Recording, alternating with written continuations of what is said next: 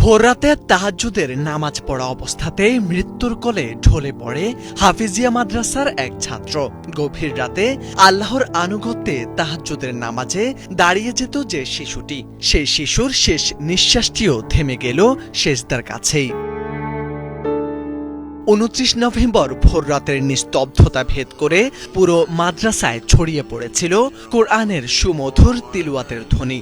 ঠিক সেই সময় রাত 4:30টার দিকে তাহাজ্জুদের নামাজে সেজদায় ছিলেন মাত্র 12 বছর বয়সী হেফজ বিভাগের ছাত্র মোহাম্মদ আকরাম। তাহাজ্জুদ নামাজে দাঁড়াইছে। তাহাজ্জুদ নামাজ আমি 2 রাকাত পড়ছি, দ্বিতীয় রাকাতে দাঁড়াইছি। তারপরে আকরাম শেষ বৈঠকে বইসা সে বড় বড় নিঃশ্বাস ফেলতেছে। মনে হয় যে বুকের মধ্যে কি আটকেছে, এরকম নিঃশ্বাস নিতে কষ্ট হইতেছে। নিয়মিত রাতের নফল ইবাদত ছিল তার অভ্যাস, কিন্তু নামাজের শেষ পর্যায়ে সেজদায় শেষ বৈঠকে তাশাহুদ পড়া অবস্থায় হঠাৎই অসুস্থ হয়ে পড়ে এই কোমলমতি শিক্ষার্থী। তার সাথের নামাজরত অন্য শিক্ষার্থীরা বিষয়টি বুঝতে পেরে তার কাছে এগিয়ে যায়।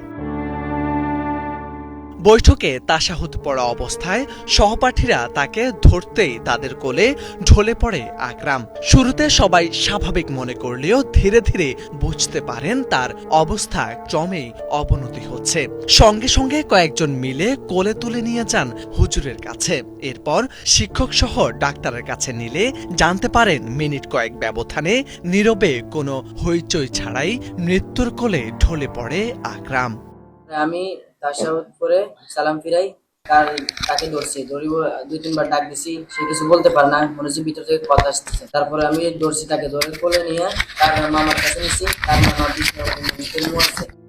ঘটনাটি ঘটেছে নোয়াখালীর চাটখিল উপজেলার বিষ্ণুরামপুর নুরানি ও হাফিজিয়া মাদ্রাসায়।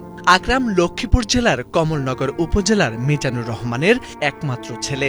মাত্র 1 বছর আগে কোরআনে হাফেজ হওয়ার স্বপ্ন নিয়ে ভর্তি হয়েছিল এই মাদ্রাসায়। শান্ত ভদ্র ইবাদত প্রিয় বলেই সবাই জানতেন আকরামকে। তাদের চোখের সামনেই মারা যায় আকরাম। আমি তাদের নাম দিতে দাঁড়াতাম, সকালে দেখি কি যে আকরাম হোসেন বুড়ি হান্নানের কোলে তো পড়ে গেছে। পরে হান্নান আমার কাছে কি যে আব্দুল্লাহ জলদি গিয়া পানি লয়ে এক গ্লাস পানি লওয়ার পরে পানি খাওয়াইছে, কিন্তু পানি খাইতে পারে না। 30 নভেম্বর সকালেই মাদ্রাসা প্রাঙ্গণে প্রথম জানাজা অনুষ্ঠিত হয়। সহপাঠীদের কান্নায় ভারী হয়ে ওঠে পুরো পরিবেশ। এ যেন সবার চোখের সামনেই হারিয়ে যাওয়া এক নক্ষত্র। জানাজার পর আকরামের মরদেহ তার পরিবার লক্ষ্মীপুরে নিয়ে যায় এবং সেখানে তাকে দাফন করা হয়। সালাম ফিরে বলতেছে, আকরাম তোমার কি হয়েছে, তুমি এভাবে করতেছো কেন? তখন আর বাচ্চাটা শব্দ করতে পারে না, আওয়াজ করতে পারে না, জোরে জোরে নিঃশ্বাস ফালাইতেছে। এই অবস্থায় তার মামা আমাদের এখানে পাশে চাকরির মসজিদে, মাদ্রাসা মসজিদে আমাদের একসাথে, তার মামারে ডাক দিয়ে আনছে। আকরামের মৃত্যুতে মাদ্রাসা, পরিবার, এমনকি সামাজিক যোগাযোগ মাধ্যম জুড়ে ছড়িয়ে পড়েছে গভীর শোক। আকরামের চলে যাওয়ায় যেন হারিয়ে গেল এক ইবাদতপ্রিয় নিষ্পাপ আত্মা, যে স্বপ্ন দেখেছিল একদিন পুরো কোরআন হৃদয়ে ধারণ করার। মোরশেদা আলম, বাংলা ভিশন।